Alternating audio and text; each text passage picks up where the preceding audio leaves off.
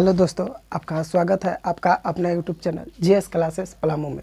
तो दोस्तों, आज का टॉपिक है वर्ल्ड मैप। वर्ल्ड मैप में हम लोग पीछे 3 देख चुके हैं, एक श्रीलंका, पाकिस्तान, म्यांमार। आज देखेंगे अफ़गानिस्तान के बारे में। तो दोस्तों, वर्ल्ड मैप में सीरीज चल रहा है, आज अफ़गानिस्तान है। अफ़गानिस्तान में सबसे पहले इसके बारे में जानेंगे, ये आखिर कैसा एरिया है। ये पूरी तरह से पहाड़ी इलाका है, यहाँ पे पहाड़ों की संख्या ज़्यादा है। यहाँ इसकी सीमाएं देखेंगे कि भौगोलिक सीमाएं कितने देशों से लगती है, तो कुल 7 देशों से लगती है। ठीक है, तो 7 देशों में पाकिस्तान, भारत, चीन, ताजिकिस्तान, उज्बेकिस्तान, तुर्कमेनिस्तान, ईरान, इसमें 7 देश आते हैं दोस्तों।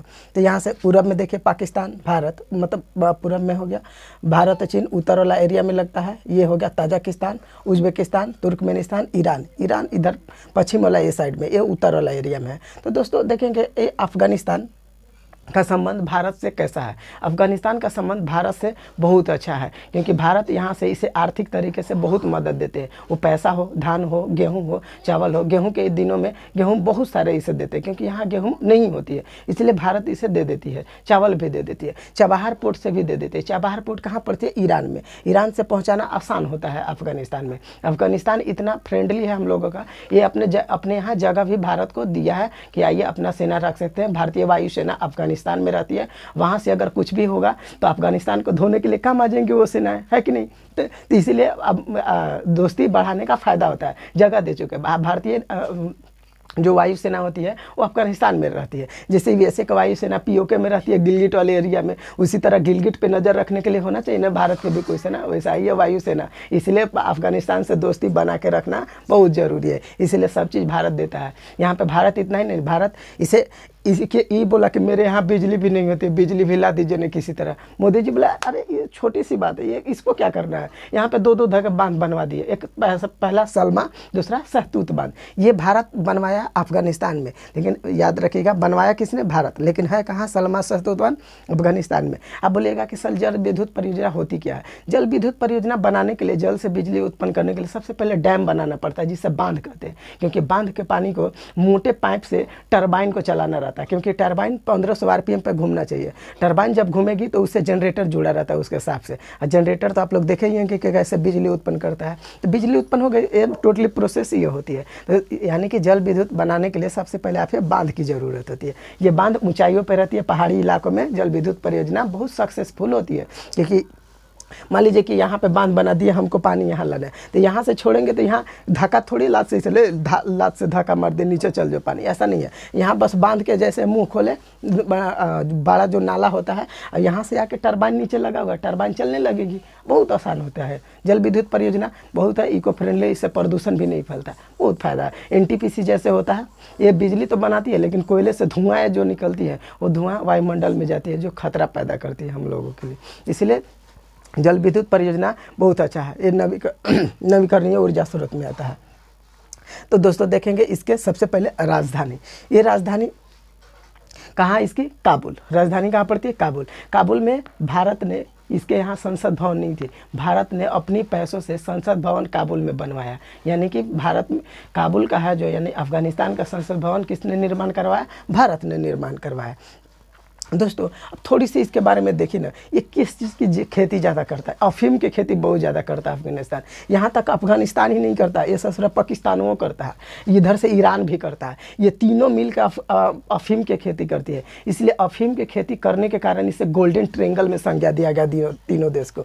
देखिए ट्रेंगल बनाइए, यहाँ से ऐसे बनाइएगा तो कि गोल्डन ट्रेंगल तो है, लेकिन किस चीज़ का गोल्डन ट्रेंगल है? आपको पता है? अफीम की खेती के लिए। अफीम खा के आदमी गाँव में नहीं बोलता है अफीम खैले, बहुरा जाता है। और अफीम नशीला चीज़ होता है। तो ये गोल्डन ट्रेंगल में कौन कौन आता है? अफ़गानिस्तान, पाकिस्तान, ईरान। किस चीज़ की खेती करती है अफ़गानिस्तान? अफीम की खेती करती है। ठीक है, आगे आते हैं गजनी। क्या है यहाँ पे दोस्तों? गजनी। गजनी में क्या है? गजनी में आप मोहम्मद गजनी के नाम सुनोगे। भारत पर 17 बार आक्रमण किया था, लेकिन इसका सबसे खास आक्रमण होता है 16वां आक्रमण, जो 1025 ईस्वी में किया था। इसमें किया क्या था? गुजरात में सोमनाथ मंदिर पड़ता है, उस सोमनाथ मंदिर को लूट लिया था। उसमें 20 लाख का लगभग उस समय का सोना लूट के ले गया था। उस समय का 20 लाख आज अरबों रुपए के बराबर है। ऐसा कहा जाता है इतिहासकारों के अनुसार कि इतना सोना लूट कर ले गया था भारत से ये, कि उस समय गजनी को एक दुल्हन को जैसे सजाया जाता है, दुल्हन के जैसा गजनी को सजा दिया था पूरा। यहाँ ये ठीक है। तो जब रास्ते में सोना 1025 में लूट के ले जा रहा था तो कुछ जाटों ने इस पर आक्रमण करके कुछ सोना छीन लिया था, इसलिए 17वां आक्रमण में उन्हें सिर्फ मारने आया था जाटों को मोहम्मद गजनी वहाँ से। तो ये 17 बल कुल पर बोलेगा कि इसका क्या मकसद था, भारत पे शासन करना? नहीं, बिल्कुल नहीं। इसका मकसद था सिर्फ भारत से सोने चांदी रुपये पैसे राजाओं को लूट कर ले जाना, इसके सिवा इसका कोई मंशा नहीं थी भारत पे आक्रमण करे। गजनी के नीचे आते हैं गंधार। गंधार क्या होता है? गंधार बोलेगा कि कंधार का खासियत क्या? कंधार में कुछ नहीं है, अफगानिस्तान की ये दूसरी राजधानी कहा जाता है। वही कंधार नरेश जो मामा शकुनी जो महाभारत में रोल किया है, यहीं के था कंधार, मामा शकुनी था। ठीक है। आगे दोस्तों एक देखिए बामिया क्या पड़ती है? बामिया। बामिया की खासियत क्या है? बामिया में बुद्ध की बहुत बड़ी प्रतिमा भी, विश्व की बहुत बड़ी प्रतिमा थी। उसका खासियत क्या था उस प्रतिमा की? वो पहाड़ में ही खोद कर उसे लंबा उतना बनाया गया था, बहुत ऊंची है। बस ये तालिबानियों से देखा नहीं गया ससुरन के। इस पर तालिबानी जो आतंकवादी थे वो इस पर बम मार दिए, लेकिन इतना मजबूत वो मूर्ति है पहाड़ के खोद कर बनाया गया पहाड़ में ही कि वो मूर्ति पूरी तरह से नष्ट नहीं हुआ, गोल गोल बस उसमें होल हो गया है। ठीक है। तो बामिया में अब देखिए, बामिया में तो भगवान बुद्ध की प्रतिमा तो उड़ा दिया, चलो वहाँ इस्लाम धर्म थी, कोई असर नहीं किया। लेकिन इसका असर डायरेक्ट सीधा कहाँ देखने के लिए पड़ा गया? म्यांमार में। म्यांमार में बौद्ध धर्म को मानने वाले जनसंख्या ज़्यादा थी, वहाँ भी मुसलमान म्यांमार में रहते थे। अब तुम वहाँ बौद्ध धर्म पे अत्याचार किया तो यहाँ बौद्ध धर्म वाले किस पे? इस्लाम धर्म वाले पे अत्याचार करने लगे। जितने भी मुस्लिम थे उन्हें घर में घुस घुस के सबको मारने लगा। यानी कि देखिए तालिबानियों के चाहिए, यहाँ तो इन लोग गलती किया, इसका सज़ा किसको मिला? म्यांमार में इस्लाम धर्म वालों को मिला। लेकिन इन लोग के ससुरन के दिमाग नहीं होता आतंकवादियों को, सच में इन लोग के पास केवल जान मारने के लिए, उड़ाने के लिए, इसी के लिए दिमाग है। ये इन लोग क्यों नहीं सोचते कि भगवान बुद्ध की प्रतिमा, अरे किसी में भगवान है क्या? तुम उसे इतनी अच्छे से और लगा दो, वहाँ रोड बनवा दो, हाईवे बीच फूल लगवा दो, इतने अच्छे से सजा दो उसे ना कि लोग विश्व भर में घूमने आए तुम्हारे यहाँ। और घूमने आएंगे तो तुम्हारा ही ना खाना खाएंगे, तुम्हारा ही ना रूम यूज करेंगे, तुम्हारा ऑटो यूज करेंगे, तुम्हारा टूरिस्टर गाइडर होगा घुमाने वाला, तो तुम्हें फ़ायदा होता ना। ये क्यों नहीं सोचता है? इसे पैसे के रूप में तब्दील कर सकता था। तुम बम से उड़ा दिया बामिया में, तुम्हें क्या मिला? तालिबानियों कुछ नहीं मिला। तो ये सब सोचना चाहिए तुम्हें कि उड़ाने से कुछ तुम्हें नहीं मिला। अब जैसे देखिए भारत में गया में बोध गया है, अब यहाँ पे जो आतंकवादी को रहेंगे उसे उड़ा देंगे तो कोई विदेशों से देखने आएगा। यानी कि भारत सरकार, बिहार सरकार उसे बहुत अच्छी तरीक़ों से सजा के रखे हैं, ताकि उसे विदेशी इंटरनेशनल एयरपोर्ट भी वहाँ पर बन गया है, विदेशी डायरेक्ट आप घूमने आ सकते हैं गया में। तो ये सब सोचना चाहिए ये बामिया में, लेकिन ऐसा इन लोग बुद्धि ही रहता तो आतंकवादी थोड़ी रहते। ठीक है। तो अब देखते हैं दोस्तों, यहाँ पे देखते हैं एक हिंदू कुश पर्वत है। कौन है? हिंदू कुश पर्वत, जो अफगानिस्तान और पाकिस्तान के सीमा पर बढ़ता है।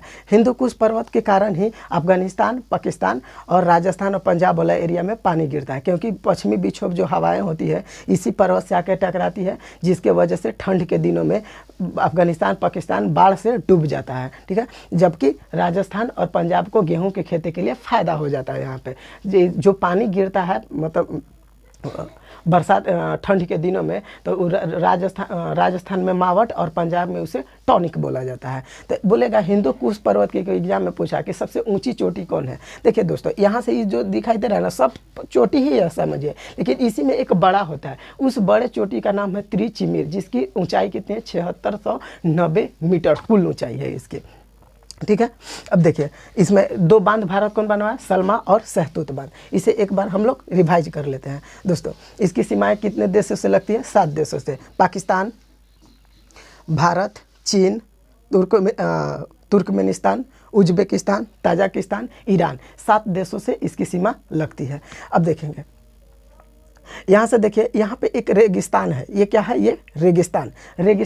रेगिस्तान या रेगिस्तान मरुस्थल आपसे पूछे कि किस देश में पड़ता है। जैसे भारत में है थार रेगिस्तान या थार मरुस्थल, तो राजस्थान में। उसी तरह रेगिस्तान मरुस्थल पूछेगा तो ये कहाँ है?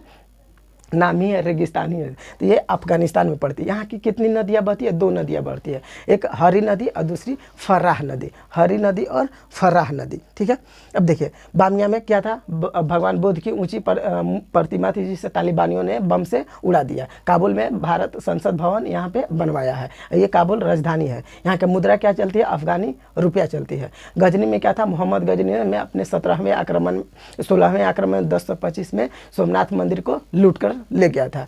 उसके बाद कंधार है, कंधार क्या है, यहाँ की दूसरी राजधानी है, ठीक है। अब देखिए यहाँ पे देख रहे होंगे खैबर दर्रा, खैबर दर्रा किसे जोड़ती है, अफगानिस्तान और पाकिस्तान को। दर्रा किसे बोला जाता है, दो पतले रास्तों, पहाड़ी रास्तों को जोड़ने वाली मार्ग को क्या बोला जाता है, दर्रा। इस दर्रा का नाम क्या है, खैबर दर्रा। खैबर, बोलन, टोची, मकरान, ये दर्रा आपको बताए थे जब पाकिस्तान हम पढ़ा रहे थे आप लोगों को, ठीक है। तो यहाँ से हिंदू कुश पर्वत की सबसे ऊंची चोटी कौन हो गया, तिरुचि मीर। कौन हो गया, तिरुचि मीर, जिसकी ऊंचाई कितना, 76-90। सलमा सहतूत बांध ये कहाँ है, अफगानिस्तान में।